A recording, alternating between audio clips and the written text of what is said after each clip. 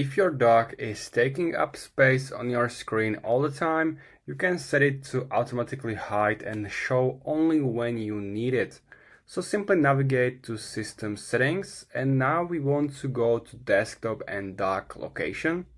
Now I want to find the option that says automatically hide and show the dock and turn it on. So simply scroll down and it should be here, automatically hide and show the dock. Now it's turned off and I'm gonna turn it on.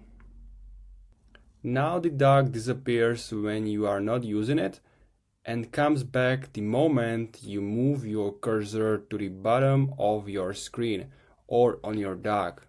This is especially useful if you are on a smaller screen or you just want more space when you are working in full screen apps like Figma or a video editor.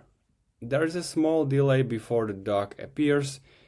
You can reduce this delay using a terminal command, but for most people the default feels fine after a day or two.